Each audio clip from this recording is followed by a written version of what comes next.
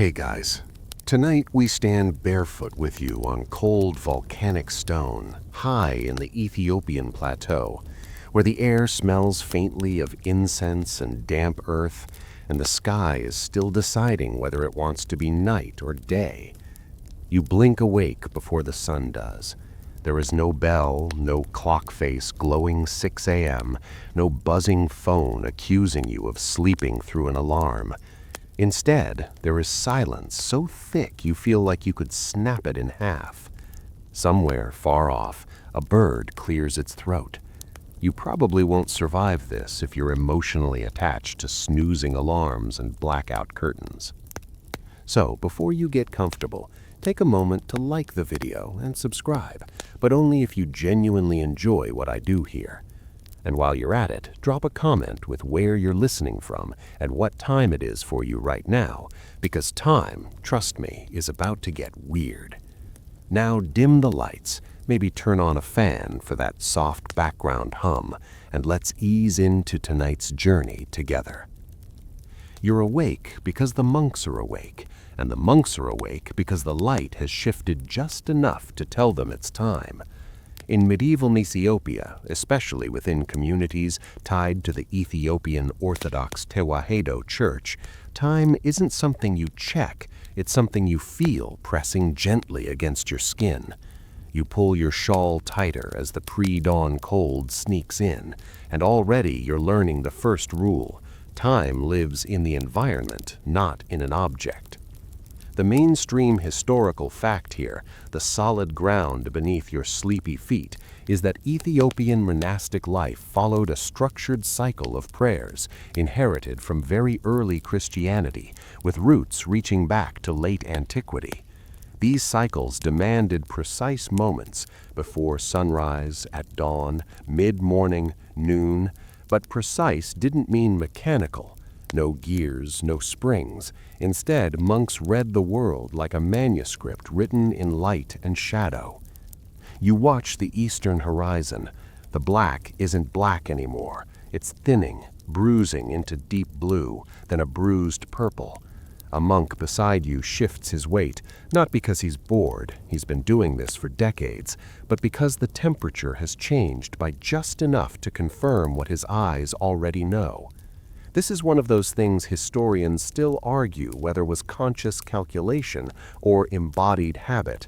Were monks actively measuring these changes, or had they simply become living instruments of time themselves? There's a quiet humor in how serious this is. You, with your smartwatch that can tell you your heart rate, your stress level, and apparently when you should breathe, would be utterly useless here. The monks would watch you fumble and politely conclude that your civilization peaked at digital calendars and went downhill from there. That's joke too, and yes, you laughed internally. As the light grows, you realize dawn isn't a moment, it's a process. Medieval Ethiopian monks treated it that way. The first hour of the day didn't begin at a fixed number like 6 a.m. Instead, it began when the sun truly announced itself. This meant hours stretched longer in summer and shrank in winter, a flexible system that followed creation rather than forcing creation to obey human schedules. If that sounds poetic, it's because it was meant to be. A quirky tidbit drifts in here. Some monasteries reportedly trained novices by making them sit facing east for weeks at a time, just watching dawn after dawn until they could reliably predict prayer times within minutes. No quizzes, no worksheets, just staring contests with the sun. You imagine the dropout rate and feel oddly grateful for standardized testing. The stone beneath you starts to warm, just barely, and that warmth is another signal. Ethiopian highland monasteries were often built to maximize this sensory information. Orientation mattered, elevation mattered, even the color of surrounding rock mattered. At places like Lalibela, where churches are carved straight down into living stone, dawn behaves differently, creeping along walls and steps in ways monks learned to read like a slow-moving clock hand. You inhale, and the smell of morning changes too. Cold earth gives way to something mineral and dry. The monks don't talk about this in manuals. There aren't many manuals, but it's part of the knowledge. Time announces itself through smell, through sound, through the way your joints complain when you stand up. Medieval Ethiopian timekeeping is holistic in the most literal sense. Your whole body is involved. Another mainstream fact slides in quietly. Ethiopian Christianity preserved its own calendar and timekeeping system, distinct from Western Europe, even as mechanical clocks began spreading elsewhere. This wasn't technological ignorance, it was a choice rooted in theology. Time belonged to God, and God revealed time through creation. A gear clicking in a box was at best a distraction. Still, historians still argue whether this resistance was philosophical purity or simple practicality. After all, importing and maintaining mechanical clocks in the rugged Ethiopian highlands would have been a nightmare. Imagine explaining daylight saving time to a monk who measures hours by bird calls. That's joke 3, and yes, you laughed internally. As the dawn tips fully into morning, a low chant begins. Not loud, not dramatic. It's a sonic marker, another way of pinning time in place. You feel how everything layers together: light, temperature, sound, memory. This is the opening rhythm of a day that will be meticulously structured without ever being mechanically measured. You're starting to sense something unsettling and comforting at the same time. Without clocks, time feels slower, but it's also sharper. There's no excuse to miss it. No sorry, my phone died. Time is right there, glowing softly on the horizon, judging you silently. And just before the sun fully clears the edge of the world, you catch yourself wondering, dangerous thought by the way, whether the monks are freer than you are or more constrained. Historians still argue whether such systems liberated communities from artificial schedules or bound them even tighter to ritual. You don't solve it, you just stand there, half awake, as the first prayer truly begins. Joke 3, gently placed before you drift. If this were your monastery, you'd already be in trouble for thinking too much instead of praying. The day has started. You didn't check the time, you felt it. You don't walk anywhere just yet. Instead, you stay seated on a low stone bench as the light continues its slow crawl across the monastery courtyard, and someone near you begins quietly counting. Not aloud, not on fingers, but in the mind. This is where the idea of hours starts to bend in a way that feels almost mischievous. You assume an hour is 60 minutes because you've been trained that way since childhood. Here, that assumption dissolves gently, like mist under the growing sun.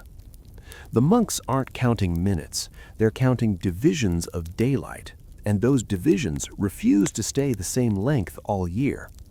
Ethiopian timekeeping in the medieval period followed a system where daytime and nighttime were each divided into 12 hours, regardless of season. That means the hours swell in summer and shrink in winter, breathing along with the sun's path. A summer hour could feel indulgently long, a winter hour sharply brief. This is the mainstream historical fact anchoring you now. Ethiopian hours were elastic by design. You feel it immediately. The morning seems unhurried, generous. There's no rush to cram productivity into a fixed block of time. Instead, prayer expands to fit the light available, as if the sun itself has agreed to wait.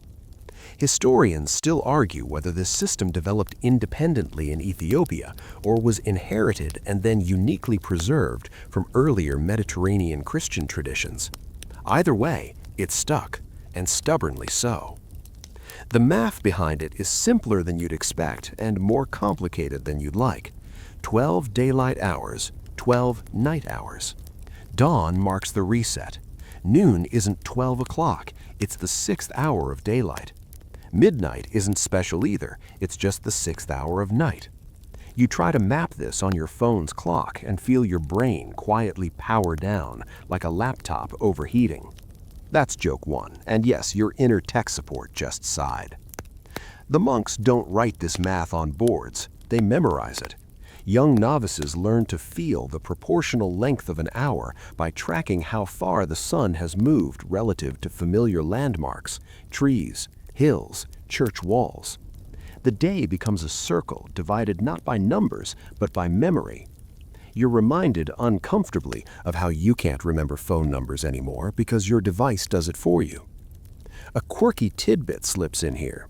Some monastic teachers reportedly tested novices by asking them to predict prayer time on overcast days when the sun offered no visual help. Those who succeeded weren't praised for intelligence, but for attentiveness. Attention, not calculation, was the real skill. If you're wondering how you'd do, don't worry, you'd fail gloriously and be reassigned to sweeping dust for eternity. Joke 2.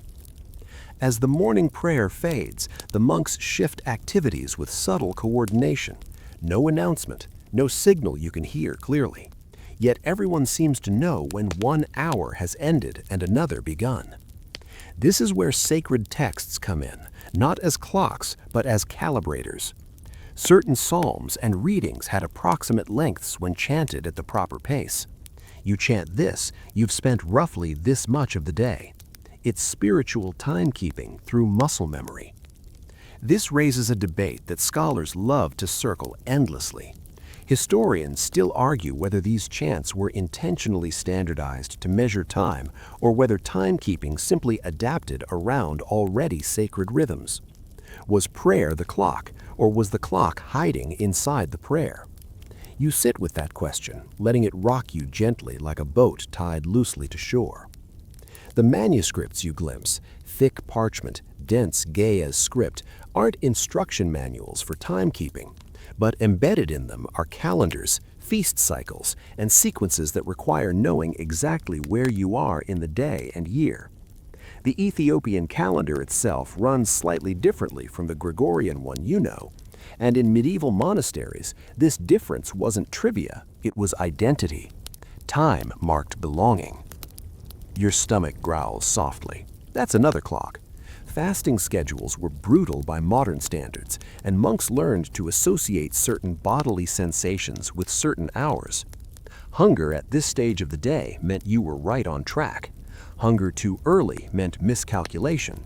Hunger too late meant you'd probably overslept, or worse, overthought. Joke 3 slides in gently.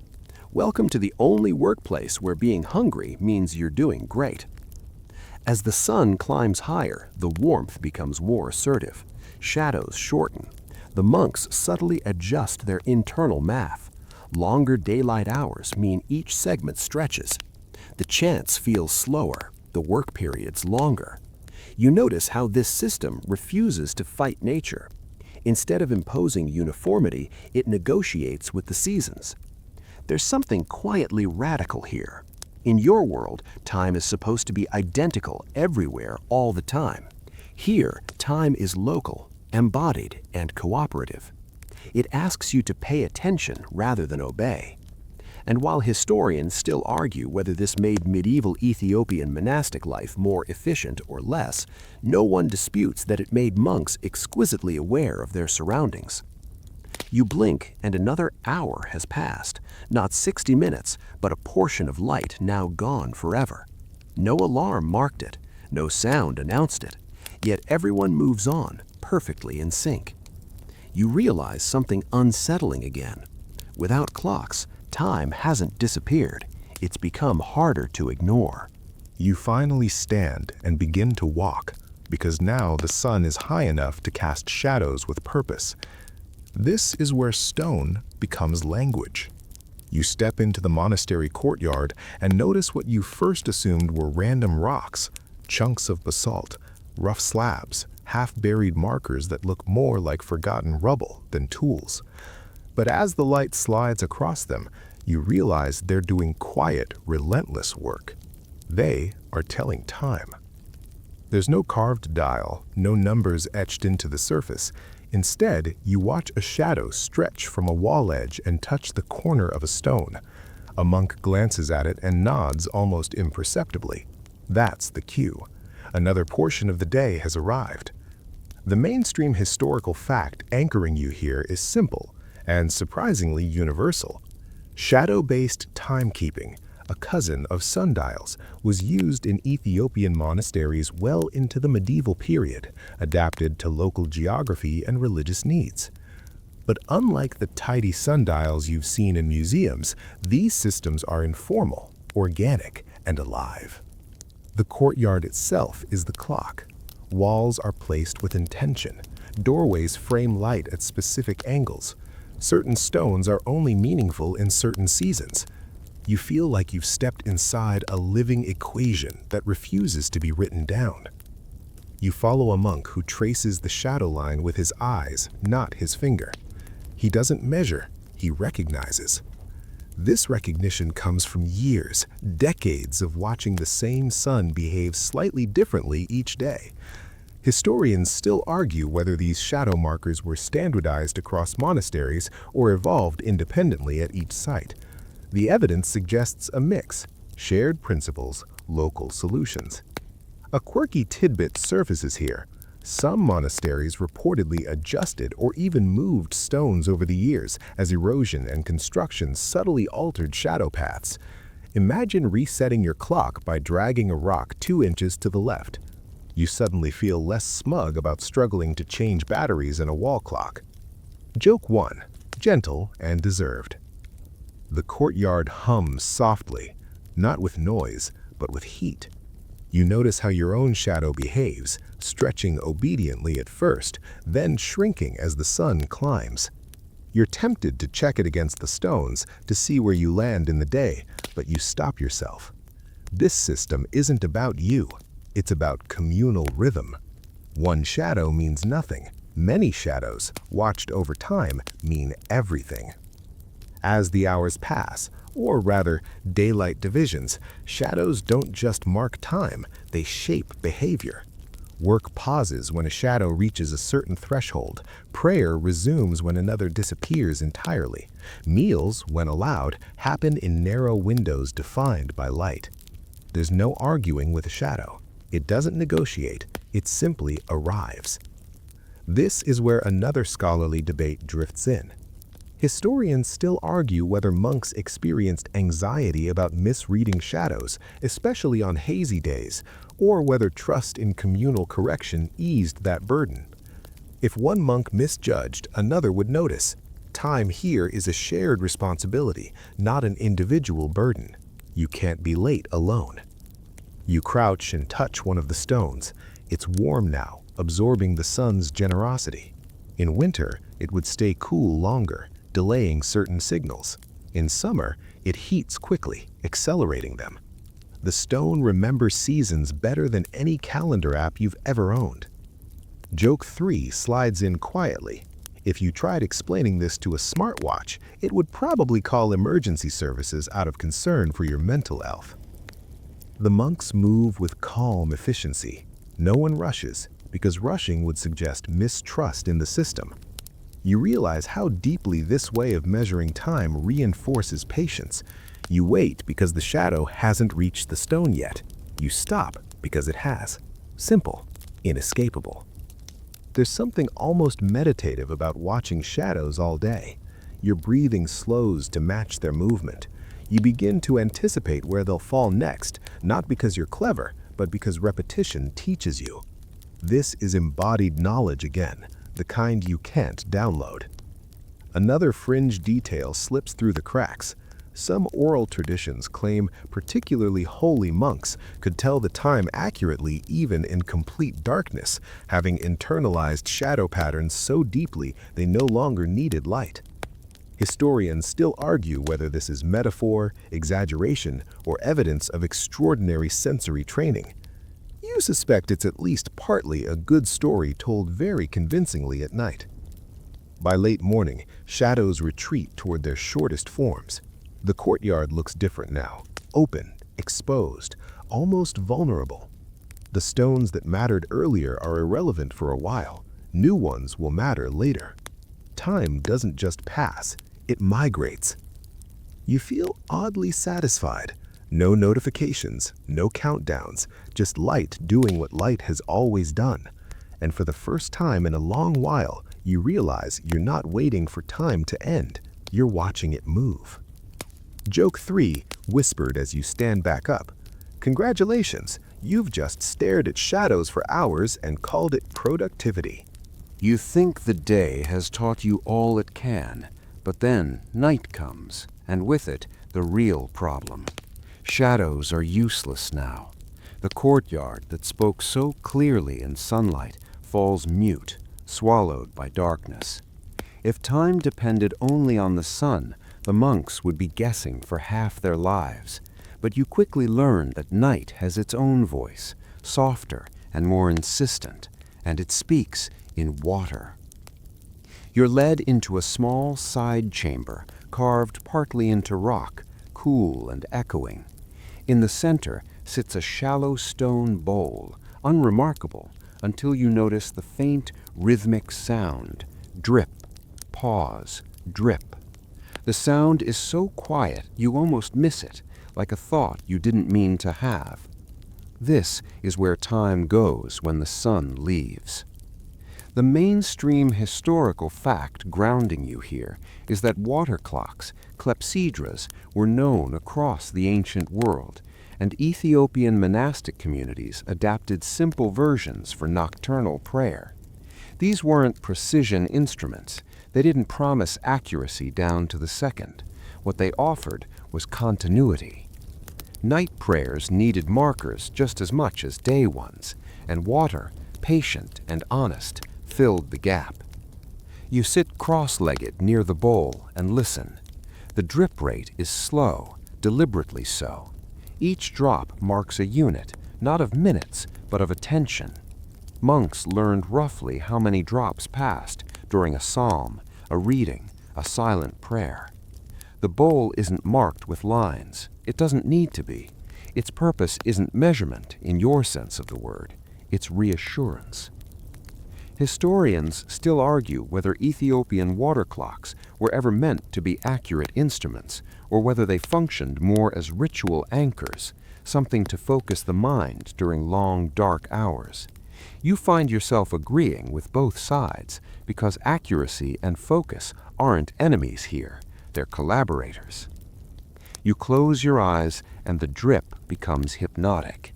Each sound lands in the silence like a pebble dropped into a deep well. You realize how different this is from the tyranny of ticking clocks. A tick demands, a drip invites. You wait for it rather than brace against it. Joke 2, barely audible. If your alarm clock made this sound, you might actually forgive it. The monks rise when a certain number of drips have passed, not counted consciously, but felt. Someone stirs, a chant begins, low and steady. The water clock has done its job. It doesn't announce completion, it dissolves back into background noise, like it was never there. Another fringe detail drifts in from oral tradition. Some monks claimed they could hear changes in drip rhythm caused by subtle vibrations, wind outside, distant footsteps, and adjust their sense of time accordingly. Historians still argue whether this reflects extraordinary sensory attunement or the natural exaggeration of hagiographic storytelling. You suspect it's a bit of both, and honestly, you're fine not testing it. As the night wears on, you feel time stretch in a way daylight never allowed. Without visual cues, moments expand. A single prayer feels endless and fleeting at once. The water clock becomes less about telling you where you are and more about keeping you company. It's proof that time is still moving, even when everything else is still. You realize something quietly profound. These monks aren't fighting the darkness with artificial light or loud signals. They're cooperating with it. Water, darkness, silence, they all work together. Time at night isn't conquered, it's negotiated. Joke 3 floats up as your eyelids grow heavy. This is the only productivity system where zoning out is technically part of the process. Eventually, the drip slows, the bowl empties, or someone simply knows it's enough. Night prayers taper off. The water clock rests until it's needed again. You stand carefully, joints stiff, mind strangely clear. Outside, the stars still burn, and dawn is already imperceptibly on its way. Time hasn't stopped while you weren't looking. It never does. It just changes its voice. You step back outside, and the night finally shows you what it's been hiding. The sky opens wide, a dark bowl scattered with fire. Up here on the Ethiopian plateau, far from cities and their restless glow, the stars aren't decoration, they're infrastructure. You tilt your head back and feel small in the good way, the way that quiets your thoughts instead of amplifying them. This is where the monks look when water isn't enough. The mainstream historical fact anchoring this moment is that medieval Ethiopian monks used the stars as temporal anchors, especially for long night offices and fasting cycles. Certain constellations rising or reaching specific positions signaled approximate hours. This wasn't astrology in the horoscope sense, it was observational astronomy passed down orally, refined through generations of watching the same sky from the same ground. You trace the Milky Way, a pale river overhead. The monks don't call it that, but they know its seasonal behavior intimately. They know when it leans one way or another, when certain star clusters emerge from behind the mountains, when others vanish into the horizon. Each movement whispers time. Historians still argue whether medieval Ethiopian monastic knowledge developed independently or drew from earlier Near Eastern and Mediterranean traditions. The truth likely lives in the overlap, borrowed frameworks adapted to local skies. After all, stars don't care about cultural boundaries, but humans very much do. A monk beside you points, not dramatically, just enough. That cluster there, low but bright, means the night is half spent. You don't know the name, and neither does he in the way you expect. Names matter less than behavior. This star does this at this time of year. That's enough. A quirky tidbit drifts in. Some oral traditions suggest monks memorized star positions using chants, effectively turning the sky into a sung map. You imagine lullabies that double as astronomical charts, and honestly, it feels like an upgrade from your childhood nightlight. Joke 1 slips in gently. You've never felt more judged by a constellation in your life. The cold deepens. Your breath fogs faintly. Cold, like darkness, sharpens perception. You start noticing tiny changes. The way a star's position relative to a ridge shifts almost imperceptibly. The way the sky seems to rotate rather than the earth beneath you. This rotation becomes a clock hand so vast it makes mechanical ones feel embarrassingly small. There's a debate scholars love to revisit here. Historians still argue whether monks could reliably estimate hours using stars alone, or whether stellar observations served more as confirmation of other methods, like water clocks and bodily rhythm. Watching the monks now, you suspect redundancy was the point. Time here isn't trusted to a single sense, it's triangulated. Joke 2 softly delivered. If one system failed, there were at least 3 backups, and none of them required charging. You realize how much patience this requires. Stars don't rush. They don't care if you're tired. You wait for them to reach positions you recognize, and in that waiting, your own restlessness dissolves. Modern impatience has nothing to grab onto here. Another fringe detail floats in from hagiographic stories. A few saints are said to have known the hour without looking at the sky at all, claiming divine attunement. Historians still argue whether such claims reflect mystical belief, symbolic storytelling, or the exaggerated reputation of monks who were simply very, very good at paying attention. You file it under probably both and let it go. As the night edges toward its later hours, certain stars sink, others rise. The monks shift again, preparing for another prayer cycle. No announcement, just a shared glance upward, a shared understanding. You feel included in something ancient and fragile, like being trusted with a secret you're not supposed to write down. Joke 3 whispered to yourself, you've spent your whole life under the sky and somehow never thought to ask it what time it was. Eventually, the stars themselves begin to fade, not because they've moved, but because dawn is rehearsing behind the horizon. The darkest blue softens. The brightest stars hold out longest, stubborn and proud. The monks notice immediately. Of course they do. The sky has spoken, and its message is clear. Night is loosening its grip. Time is preparing to change its voice again. You lower your head, neck stiff, mind oddly calm.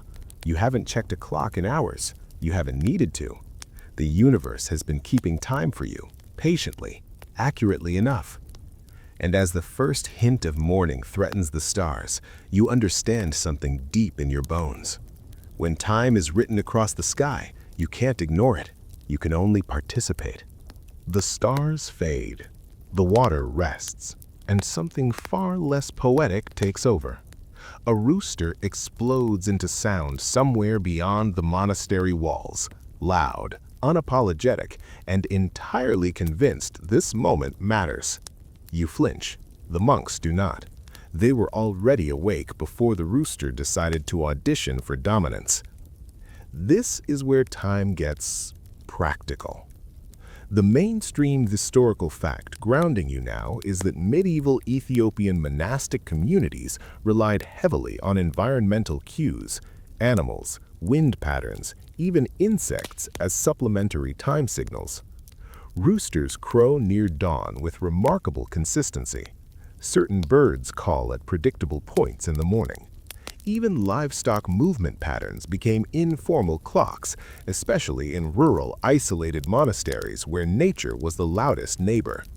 You listen carefully. The rooster isn't the first sound of morning, it's confirmation. The monks already sensed the shift, the faint warming of air, the subtle thinning of darkness, but the crow seals it. Night is officially on its way out. Historians still argue whether monks consciously used animals as timekeepers or whether they simply folded these sounds into an already layered awareness of time. Watching them now, you suspect intention crept in gradually. Once you notice something is reliable, you start trusting it. Once you trust it, it becomes part of the system. A quirky tidbit surfaces here. Some oral traditions suggest monasteries preferred certain breeds of roosters because their crowing patterns were more predictable. Imagine selecting poultry based on punctuality. Somewhere, a medieval monk is absolutely judging your lateness using a chicken. Joke 1, and yes, you deserved it. The wind picks up next, sliding down from the highlands with a low, constant sigh. Wind has a schedule too, shaped by terrain and temperature. Early morning breezes behave differently from midday gusts. Monks learned these patterns the way sailors do, by being wrong enough times to eventually stop being wrong. You feel it on your face, the direction, the chill, the pressure. It's not just weather, it's information. Time announces itself through movement. When the wind shifts like this, you're safely into the next daylight hour. Joke 2 drifts in quietly. Congratulations, you're now checking the time by licking your finger and holding it up. Your own body joins the process whether you like it or not. Hunger sharpens at familiar moments. Muscles stiffen or loosen depending on how long you've been awake. Your bladder, inconvenient but honest, becomes a brutally accurate reminder of elapsed time. Monks didn't romanticize this, they accepted it. The body was part of God's design, so why wouldn't it also be a clock? Historians still argue whether bodily cues were reliable enough to structure prayer schedules or merely served as backup signals. The answer, as always here, is probably both. No single method stood alone. Time was a chorus, not a soloist. You notice insects beginning their own shift. Night sounds fade. Daytime ones tentatively appear. A certain buzzing means the sun is high enough. Silence means it isn't. You never realized how loud time could be until you stopped drowning it out with notifications. Another fringe detail floats in from monastic lore. Some monks reportedly trained themselves to wake at specific hours without any external cues, even in total silence. Historians still argue whether this reflects disciplined sleep cycles or something closer to mythologized self-control. Either way, you'd pay good money for that ability on workdays. The monks move again, unhurried, aligned. No one announces the hour, but everyone acts as if they heard the same instruction. You feel slightly out of sync, like a dancer who missed a beat but is desperately trying to blend in. Joke 3 whispered internally, if time were graded here, you'd be getting a very polite but firm needs improvement. As morning solidifies, the animal sounds spread outward, goats shifting, birds negotiating territory, distant human voices waking into existence. Each sound layers onto the last, building a sonic map of the day's progression. Time isn't ticking forward, it's filling up. You realize something quietly profound again. In this world, timekeeping isn't about control, it's about listening. Miss the sounds, ignore the wind, dull your senses, and time becomes slippery. Stay attentive, and it reveals itself generously. You stretch, joints popping softly. Another bodily clock chimes. The monks don't smile, but you sense amusement. You're learning, slowly, awkwardly, how to tell time without ever being told what time it is. And as the monastery fully awakes, you understand that clocks didn't replace these systems because they were better, they replaced them because they were easier. Paying attention is work. By now, you've stopped asking what time it is. Instead, you're asking what prayer comes next. That shift matters more than you realize. In medieval Ethiopian monastic life, prayer itself isn't scheduled by time. Time is scheduled by prayer. The rhythm of the day locks into place not because the sun says so, but because devotion demands it. You stand in the dim interior of the church, stone walls holding centuries of murmured syllables. A chant begins, low and steady, and you feel it settle into your chest like a second heartbeat. This is the real clock. Everything else you've encountered, light, shadow, water, stars, feeds into this moment. The mainstream historical fact grounding you here is that Ethiopian monks followed a structured cycle of canonical prayers inherited from early Christian tradition, adapted locally into Ethiopian Orthodox practice. These prayer hours, spread across day and night, defined when monks worked, rested, ate, and fasted. Miss a prayer, and you haven't just lost track of time, you've broken the day itself. Historians still argue whether prayer cycles shaped timekeeping methods or whether existing environmental timekeeping shaped the prayer cycle. Watching the monks now, you suspect the answer changed over centuries. At first, prayer followed the world. Later, the world was bent gently around prayer. A quirky tidbit surfaces here. Certain prayers were known to be slightly longer or shorter depending on season, not because the texts changed, but because the pace of chanting subtly adapted to the length of daylight hours. Faster in winter, slower in summer. You imagine Spotify struggling heroically to replicate that algorithm. Joke 1 drifts in. Turns out, extended edition prayers were a seasonal feature, not a marketing gimmick. The chant ends, and without pause, another begins. There's no applause, no silence for reflection. Flow matters. One prayer melts into the next, and you realize how this continuity makes time feel smooth instead of segmented. In your world, time is chopped into appointments. Here, it's braided. You try to estimate how long you've been standing. 10 minutes? 20? It's impossible to tell, and oddly, you don't care. The prayer holds you in place, suspending your usual need to measure progress. Another scholarly debate drifts in gently. Historians still argue whether monks experienced boredom during long prayer cycles or whether constant engagement eliminated that feeling entirely. You suspect boredom existed, it's human, but it probably felt different, less itchy, more like a passing cloud than a crisis. The body clock returns quietly. Knees ache, feet protest. These sensations matter. Certain prayers end when physical strain reaches a known threshold. This isn't cruelty, it's calibration. The body marks time honestly, even when the mind drifts. Joke 2 whispered sympathetically, "Welcome to the only gym where soreness means spiritual accuracy." As the day progresses, prayer cycles interlock with work.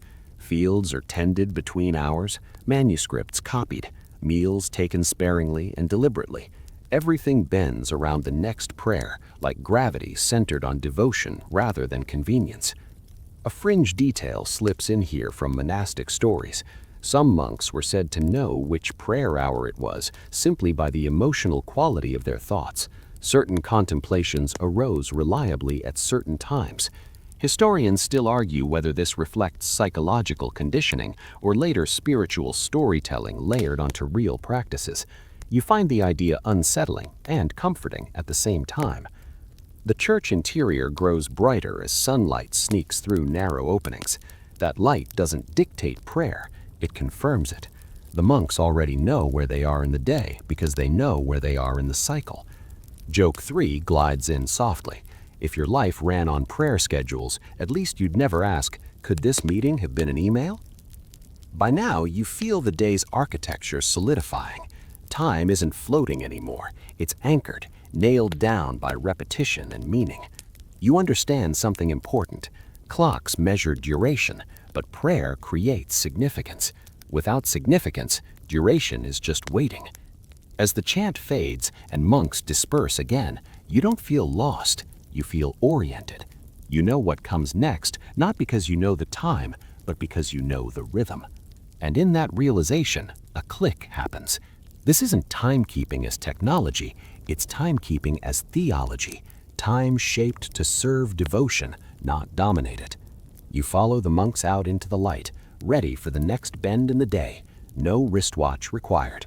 You think you finally grasped the rhythm: day, night, prayer, work. But then the year itself tilts, and the rules quietly change. You don't notice it all at once. It sneaks up on you through rain, through mud clinging to your sandals, through the way the air smells heavier and greener than it did weeks ago.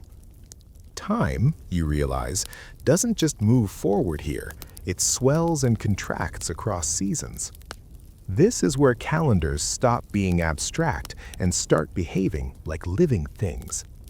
The mainstream historical fact anchoring you now is that medieval Ethiopian monastic life followed a distinctive liturgical calendar, deeply tied to agricultural seasons, rainfall patterns, and saintly feast days.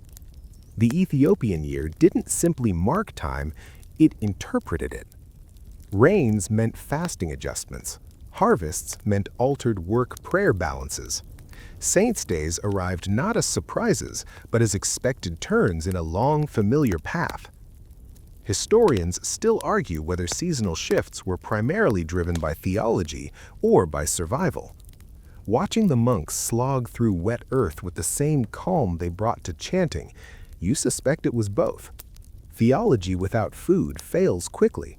Survival without meaning fails more quietly. The rainy season changes everything.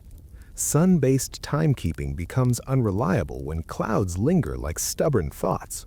Shadows blur, stars hide. Water clocks run differently in cooler, damper air.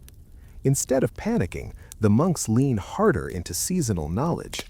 They know that prayers will feel longer now, not because they are, but because light is scarce and labor is harder. A quirky tidbit surfaces here. Some monasteries reportedly kept seasonal memory keepers, elder monks whose primary role was remembering how time behaved in previous years.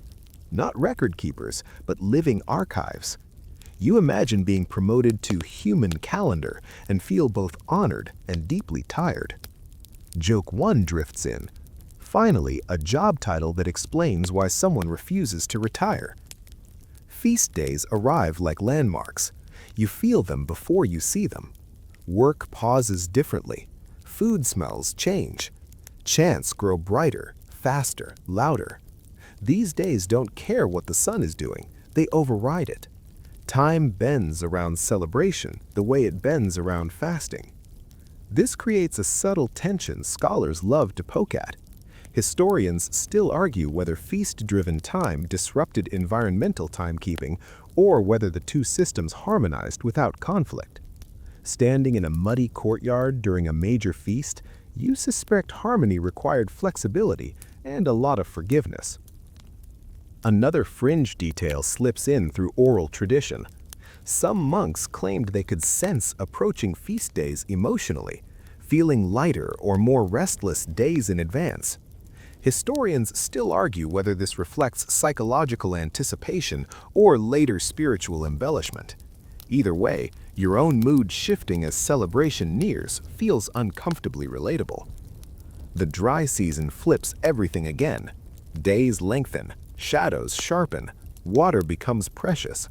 Time speeds up, not because hours are shorter, but because energy returns. Work expands. Prayers feel more spacious.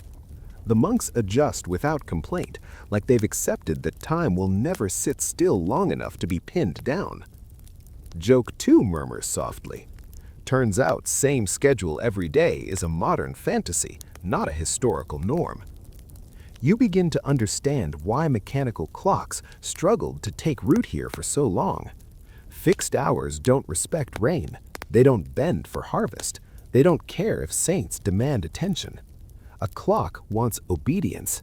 The monastic calendar demands relationship. This leads to another ongoing debate. Historians still argue whether the Ethiopian calendar's resistance to standardization preserved cultural identity or hindered integration with neighboring societies. You don't solve it. You just feel the weight of belonging that comes from sharing time, not sinking it. As weeks pass in the strange compression of experience, you stop thinking in days altogether. You think in cycles. Before the rains, after the feast, during the fast. Time becomes narrative instead of number. Joke 3 whispered as you trudge through mud again. Congratulations, you've unlocked seasonal time blindness. When the rains finally ease and the sky clears, the return of shadows feels like greeting old friends. The stones resume their quiet work. Stars return to their posts. Water bowls drip more predictably. Nothing has been lost, only paused. You realize something gently profound. Time here isn't broken into equal pieces because life isn't either. By letting the year breathe, the monks let themselves breathe with it. And as you wipe rain from your brow and feel the sun reclaim the sky, you sense the calendar turning, not with a page flip, but with a collective exhale. You start noticing the buildings themselves are watching the sun with you. Walls aren't just walls. Doorways aren't just openings. Every turn you make through the monastery seems to choreograph light, sound, and movement with suspicious precision. This place isn't merely where time is observed, it's where time is built. The mainstream historical fact grounding you here is that medieval Ethiopian monasteries were often designed or adapted with environmental timekeeping in mind. Orientation mattered. Openings were aligned to capture light at specific times of day. Interior spaces darkened or brightened in predictable sequences, turning architecture into a slow, silent clock. You walk through a narrow passage and feel the temperature shift instantly. Cool stone swallows the sun's warmth, and with it a sense of which part of the day you've entered. This hallway belongs to late morning. That courtyard belongs to early afternoon. You don't know how you know? You just do. The building teaches you. Historians still argue whether these architectural features were intentionally designed for timekeeping or whether monks later learned to read time from structures originally built for symbolic or defensive reasons. Standing here, you suspect intention and improvisation blurred together. Once you notice light doing something useful, you start paying attention. A quirky tidbit surfaces. Some monasteries reportedly discouraged structural modifications because even small changes, adding a wall, widening a doorway, could disrupt long-established light patterns used to gauge time. Imagine rejecting a renovation because it would mess up your internal sundial. Joke 1, gently earned. You step into a sanctuary space where a beam of light lands on a specific section of wall. Not all day, just now. A monk notices it immediately. This is a signal, as clear as any bell. The building has spoken. At cliffside monasteries like Debre Damo, elevation amplifies this effect. Light arrives differently when you're perched above the world. Shadows stretch longer, sunsets linger. Time feels theatrical, almost deliberate. The monastery doesn't fight that drama, it frames it. Joke 2 drifts in. Turns out the original smart building didn't need Wi-Fi. Sound matters too. Chant echoes differently depending on where the sun sits. Certain chambers resonate best at certain times of day due to temperature and air density. Monks learned which prayers belonged where, not just spiritually, but acoustically. Time could be heard as much as seen. Another scholarly debate slides in quietly. Historians still argue whether monks consciously linked acoustics to timekeeping, or whether this sensitivity emerged naturally through long use of the same spaces. You lean toward emergence. Live anywhere long enough, and the walls start talking back. You notice wear patterns on steps, polished stone where feet passed at particular hours for centuries. Time leaves physical scars. Paths deepen, thresholds smooth out. The building remembers even when people forget. A fringe detail floats up from local lore. Some monks believed certain rooms were late or early by nature, claiming they resisted being used outside their proper hours. Historians still argue whether this reflects genuine discomfort caused by light and temperature, or symbolic storytelling layered onto practical experience. Either way, you decide not to nap in the too early room. Joke 3, whispered to yourself, nothing says productivity anxiety like being judged by a hallway. As the sun begins its descent, the monastery changes character. Light withdraws from some spaces and clings stubbornly to others. Work migrates accordingly. Nobody announces the shift. You just follow where warmth and visibility remain. You realize how deeply this architecture enforces communal rhythm. You can't easily isolate yourself from time here. The building keeps pulling you back into alignment, nudging you toward the next prayer, the next task, the next rest. This is timekeeping without instruments, but not without structure. The structure is massive, immovable, and patient. Long after individual monks are gone, the walls will still catch the sun the same way. Time will still arrive on schedule, even if no one is watching. As you pause in a doorway and feel the last light slip past your shoulder, you understand something quietly humbling. Clocks can be turned off. Buildings cannot. They stand there, keeping time whether you care or not. You step inside as evening settles, not guided by numbers, but by stone that has been paying attention far longer than you have. By now, you're realizing that none of this works without training. You can't just drop someone into a monastery, take away their clock, and expect enlightenment to kick in by lunch. Time here is a skill, and like any skill, it's drilled into the body until it stops feeling like effort. You sit quietly at the edge of the courtyard while an older monk watches a novice sweep dust that somehow keeps returning, no matter how many times it's cleared. This isn't busy work. This is calibration. The novice is learning how long a task takes when done properly, at the right pace, without rushing or dragging. When the sweeping ends exactly as the next prayer begins, the lesson lands. The mainstream historical fact anchoring you now is that Ethiopian monastic training emphasized repetition, memorization, and sensory awareness over abstract instruction. Timekeeping wasn't taught as theory, it was absorbed through years of living the same rhythms until deviation felt physically wrong. Historians still argue whether this kind of embodied training produced more accurate time perception than mechanical aids. Some argue monks achieved remarkable consistency. Others suggest the system worked precisely because small errors didn't matter. Watching the novice sweep, you suspect both are true. Precision exists, but tolerance keeps it humane. A quirky tidbit surfaces. Novices were sometimes intentionally denied access to environmental cues, kept indoors during daylight or tasked at night to sharpen internal timing. You imagine being locked in a room and told to guess when dawn arrives. That's not hazing, that's hardcore mindfulness.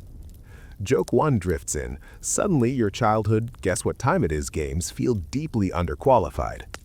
Memory plays a huge role. Chants are memorized not just for meaning, but for duration. Tasks are remembered by feel rather than length. A certain ache in the back means you're halfway through a work period. A certain calm in the mind means a prayer cycle is nearing its end. The body becomes a ledger. Another debate scholars love surfaces here. Historians still argue whether monks consciously tracked time internally or whether accurate timing emerged unconsciously through habit. You lean toward unconscious mastery, the kind athletes and musicians talk about, where thinking too hard actually ruins performance. Joke 2 whispered sympathetically, "Yes, overthinking is still your enemy, even in the 14th century."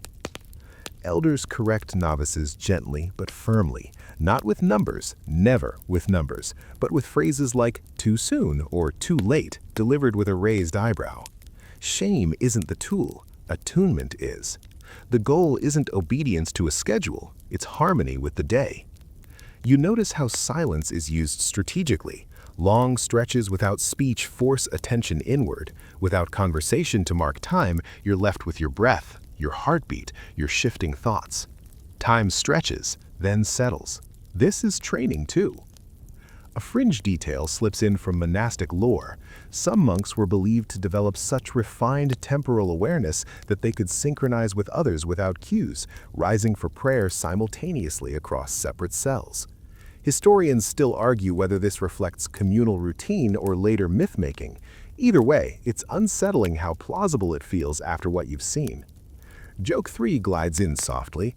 Turns out the original group chat was just vibes. As years pass, because yes, this takes years, the novice stops guessing. Timing becomes instinct.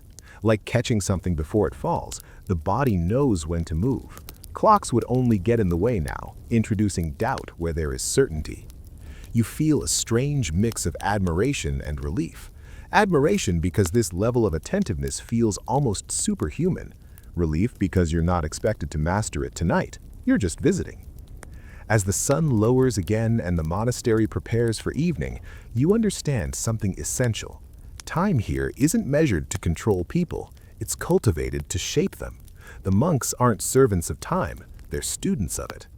And as you follow the others toward the next prayer, you realize your own sense of time has already shifted just a little. You're slower to check, quicker to notice, more willing to wait. That, you suspect, is exactly how the training begins.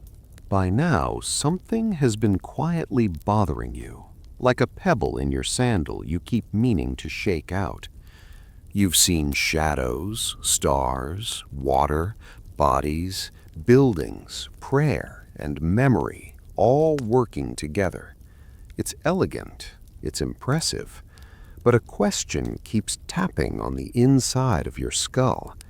How accurate was any of this, really? You're not alone. This exact question has kept historians politely arguing with each other for generations. The mainstream historical fact anchoring this section is that medieval Ethiopian monastic timekeeping prioritized ritual correctness and communal synchronization over mechanical precision. The goal wasn't to hit an exact minute, it was to arrive together spiritually and physically at the right moment. Accuracy existed, but it served purpose rather than mastery.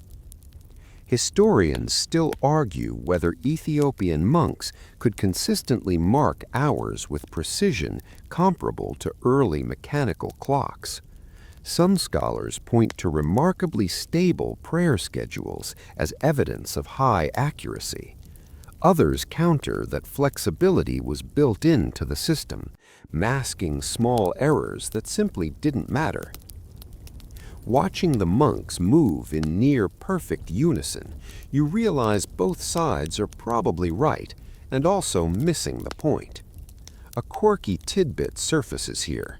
Some European travelers later claimed Ethiopian monks were careless with time because prayer hours shifted seasonally. Others marveled at how monks always seemed to appear exactly when needed. Same observation, totally different conclusions. It's almost like timekeeping reflects your expectations more than reality. Joke 1 drifts in. Congratulations, you've discovered that even medieval monks weren't safe from bad reviews. You imagine introducing a mechanical clock into this world, a heavy brass thing with gears insisting that noon is noon, whether the sun agrees or not. Would it improve anything, or would it just create conflict? This hypothetical isn't idle. Versions of it played out repeatedly when new technologies brushed against old rhythms. Another scholarly debate circles endlessly here. Historians still argue whether precision itself is a cultural value rather than a universal necessity. In other words, is being on time an objective good, or just something societies agree to care about? Standing in a courtyard where time is shared rather than owned, you feel the ground shift under that assumption. Joke 2 gently whispered, turns out your anxiety about being late might be historically optional. You notice how monks correct each other without drama. If a prayer begins slightly early or late, no one panics, the world doesn't end, the prayer still does its work. This tolerance is not sloppiness, it's resilience. Systems designed to survive centuries need forgiveness built in. A fringe detail floats in from scholarly margins. Some researchers suggest that the very debates over accuracy misunderstand the system entirely, arguing that Ethiopian monastic timekeeping was never meant to be evaluated by mechanical standards at all. Historians still argue whether applying modern metrics to medieval practices clarifies or distorts them. You quietly side with the distortion camp and let the argument rest. The monks themselves don't debate this. They live it. Time is right if prayer happens in harmony. Time is wrong if it fractures attention. Everything else is commentary. Joke 3 slides in softly. Imagine telling a monk he's 5 minutes late and watching him calmly ask, "Late for what?" As evening approaches again, you feel the debates fade into the background. Precision versus purpose feels like the wrong question now. The better one is this: does time serve the people living it, or do people serve the tools measuring it? You don't answer it. You don't need to. The monastery answers by continuing exactly as it always has, indifferent to outside judgment. And as you follow the others toward the next prayer, you realize that time here isn't something to win an argument about. It's something to inhabit. You don't hear it at first. That's the strange part. The arrival of foreign time doesn't announce itself with thunder or proclamation. It creeps in quietly, carried by visitors, trade routes, and curiosity. Someone unwraps a heavy object, someone else turns a key, and suddenly, time starts making a noise it never made here before. Tick, tick, tick. The mainstream historical fact anchoring this moment is that by the late medieval and early modern periods, mechanical clocks began appearing in Ethiopia through contact with foreign powers, most notably travelers and missionaries associated with the Portuguese Empire and later the Jesuit order. These clocks weren't widespread, but their presence was disruptive in a way that went beyond technology. You stand in a small chamber where a monk stares at one of these devices with polite suspicion.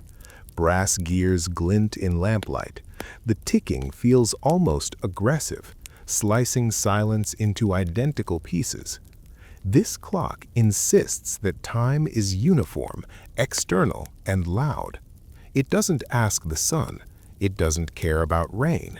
It certainly doesn't wait for prayer. Historians still argue whether Ethiopian monks viewed mechanical clocks as useful tools or as philosophical threats. Some evidence suggests curiosity and limited adoption in royal or urban contexts. Monastic communities, however, largely resisted integrating them into daily spiritual life, not because they couldn't understand the technology, but because it solved a problem they didn't have. A quirky tidbit surfaces here.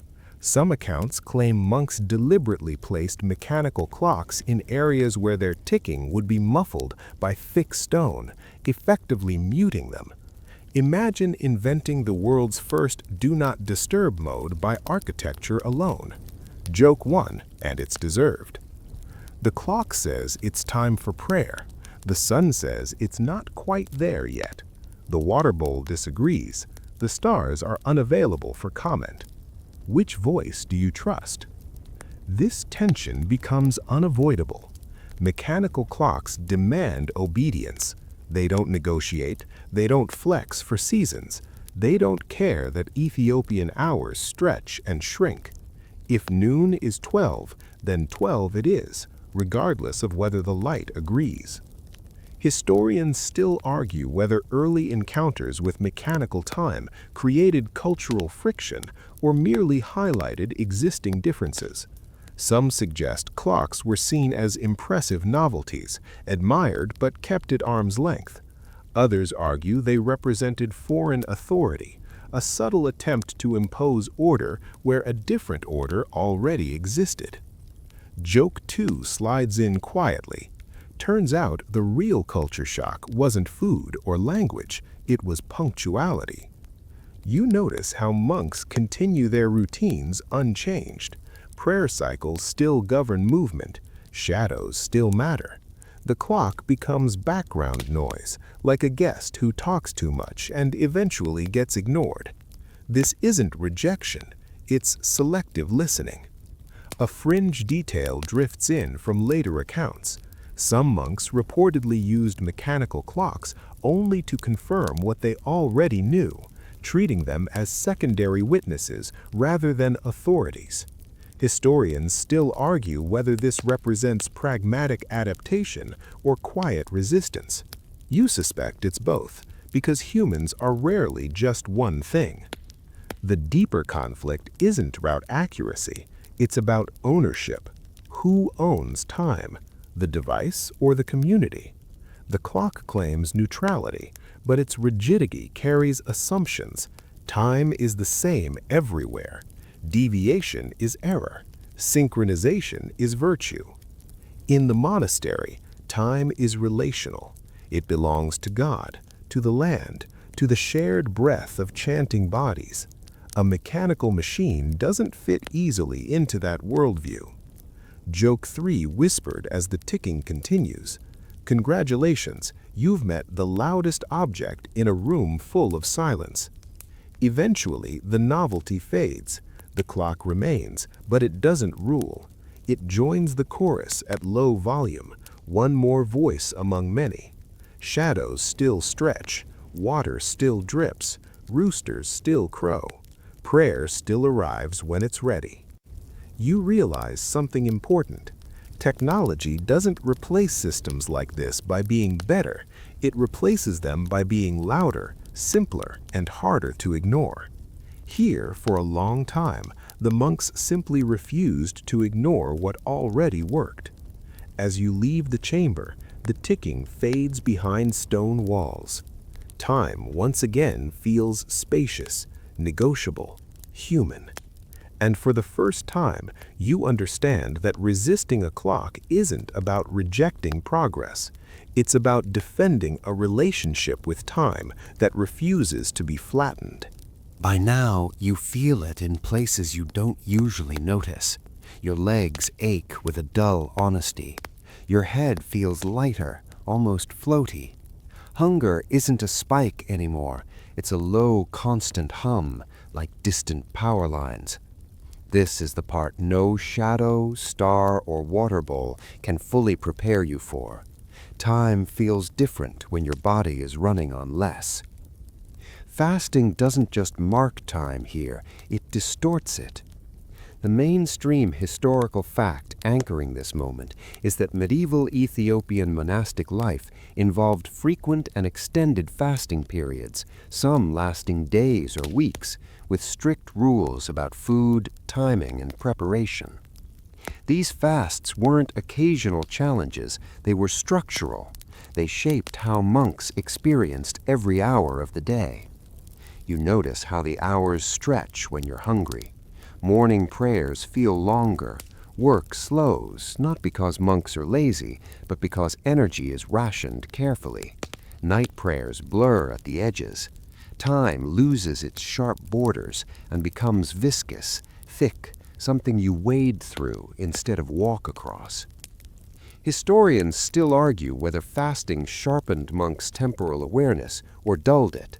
Some suggest hunger heightened sensitivity, making monks more alert to subtle cues. Others argue fatigue introduced imprecision, forcing greater reliance on communal correction. Watching a monk sway slightly during a chant, then recover and continue flawlessly, you suspect hunger did both at once. A quirky tidbit surfaces here. Some fasting rules allowed water, but restricted when it could be consumed, turning thirst itself into a secondary clock. A dry mouth at a certain point in the day wasn't a problem, it was information. Joke 1 drifts in quietly. Welcome to the only timekeeping system where being miserable means you're right on schedule. Fatigue becomes another lens. When you're exhausted, moments can feel endlessly long or alarmingly short. The monks account for this not by ignoring it, but by building redundancy into their systems. If one monk drifts, another steadies the chant. If someone misjudges the hour, others feel the mismatch and correct it. Another scholarly debate surfaces gently.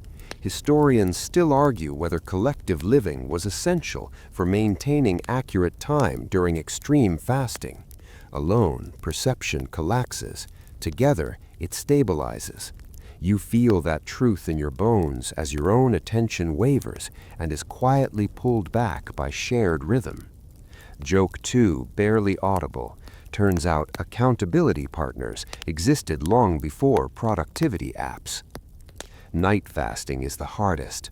Hunger hums louder in the dark. Water clocks drip more slowly in cooler air. Stars feel farther away. This is when internal clocks are most likely to slip, and yet this is when monks rely on memory, habit, and each other most deeply. A fringe detail drifts in from monastic storytelling. Some monks claimed fasting allowed them to step partially outside ordinary time, making hours feel irrelevant. Historians still argue whether such accounts reflect altered perception, spiritual metaphor, or later embellishment. You don't need to decide. You feel time loosen its grip on you just enough to understand the appeal. Joke 3 slides in softly. If time is an illusion, hunger is very committed to the bit. You realize something subtle but important. Fasting doesn't break timekeeping here. It tests it. Systems that survive hunger, exhaustion, and silence are robust systems. Clocks, with their rigid demands, don't fare well under these conditions. Bodies, oddly, do, when trained, supported, and forgiven. As dawn approaches again, hunger hasn't vanished, but it's familiar now. It marks the passing of another night, another cycle endured. You don't know how many hours have passed, and you don't care. You know where you are in the rhythm, and that's enough. When the first light finally touches stone, you feel relief, not because fasting is over, but because time has revealed itself again, gently, without asking for precision. You stand a little straighter, you breathe a little deeper. Time, even distorted, has carried you forward. By now, you've learned the rules of time as the monks live them. Light matters. Bodies matter. Prayer matters. But when night settles and the work is done, something else slips into the silence. Stories do. And these stories don't just bend time, they play with it, stretch it, sometimes claim to break it entirely. You sit close to a low fire, warmth licking your shins, as an elder monk speaks in a voice worn smooth by repetition. This is not instruction, this is inheritance. Legends passed mouth to ear, generation to generation, long after the stars have finished their shift. The mainstream historical fact grounding this moment is that Ethiopian monastic culture preserved a rich tradition of hagiography, stories of saints whose lives blurred the boundary between history and miracle. These narratives weren't entertainment alone. They shaped how monks understood time, causality, and divine intervention. Historians still argue whether such legends functioned as cautionary tales, aspirational myths, or psychological reinforcement for extreme monastic discipline. You suspect they did all three at once. When time feels unbearable, believing it can bend becomes a kind of mercy. Another fringe detail slips in. Some monks reportedly avoided speaking about time miracles during the day, reserving them for night storytelling. Historians still argue whether this reflects symbolic association with liminal hours or simple practicality. Either way, it feels intentional. Joke 2 murmurs quietly, "If you're going to mess with time, you might as well do it after dark." You realize these stories don't replace practical timekeeping. They sit beside it, like poetry beside accounting. Shadows still matter. Water still drips. But these tales remind everyone that time, however carefully observed, isn't sovereign. God is. The elder's voice slows. The fire dims. The story ends without explanation. No moral spelled out. No conclusion neatly tied up. That's how they all end. Joke 3, barely audible. The original, interpret this however you want, ending. As you stand and brush ash from your robe, you feel something shift. You don't believe you can stop the sun, but you understand why someone might need to believe it's possible. When time presses hard, imagination creates breathing room. You step away from the fire and look up at the sky again. Stars behave as expected. Dawn will come when it comes. And yet, after hearing those stories, time feels less like a cage and more like a conversation. Legends don't teach monks how to measure hours. They teach them why hours matter and why sometimes they don't. You return to your cell with that thought echoing softly, like a chant you don't need to finish. Morning comes again, because of course it does. Not dramatically, not triumphantly, it just arrives. You've lost count of how many cycles you've moved through, how many prayers have braided themselves into your muscles, how many times light has slipped across stone and quietly told everyone where they are. And yet, standing here now, the world feels strangely familiar. This is the part where you expect everything to fade into history, safely sealed behind the word medieval. But it doesn't. Not entirely. The mainstream historical fact anchoring this final stretch is that many Ethiopian monastic communities today, particularly those connected to the Ethiopian Orthodox Tewahedo Church, still preserve elements of these traditional timekeeping practices. Mechanical clocks exist now, phones exist, electricity hums where silence once ruled, and yet prayer cycles still shape the day. Light is still noticed, seasons still matter. Historians still argue whether this continuity represents resistance to modernity or a selective adaptation that filters new tools through ancient rhythms. Watching monks check a clock and then glance instinctively at the sky, you realize it doesn't have to be either or. Time can have layers. A quirky tidbit surfaces here. Some modern pilgrims visiting places like Lalibela report feeling disoriented by time, even when wearing watches. Services begin when they begin. Meals happen when they're meant to be. Your device may know the hour, but it doesn't run the day. Joke 1 drifts in gently. Congratulations, you're late, early, and exactly on time, all at once. You notice something else, too. The monks don't romanticize the past. They don't pretend clocks are evil. They just refuse to let devices become the loudest voice in the room. Time remains something shared, not something enforced. Historians still argue whether this approach offers lessons for modern life or whether it only works within tightly structured religious communities. You don't try to extract a productivity hack from it. That would miss the point. Joke 2 murmurs softly, "No, this is not about waking up at 4 a.m. to optimize your day." As evening approaches one last time, you feel the pace slow, not because anything is ending, but because nothing needs to be rushed anymore. The monastery settles into itself. Light softens, shadows lengthen in familiar ways.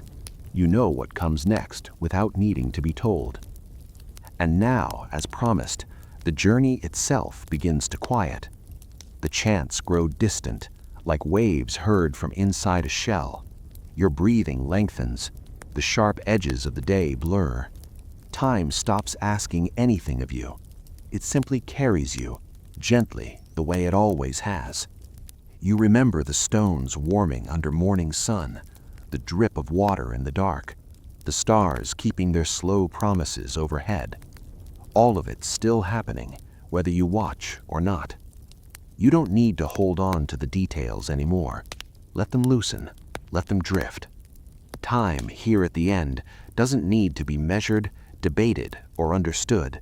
It only needs to pass. And it will, quietly, patiently, until sleep takes over and the world dims one last notch.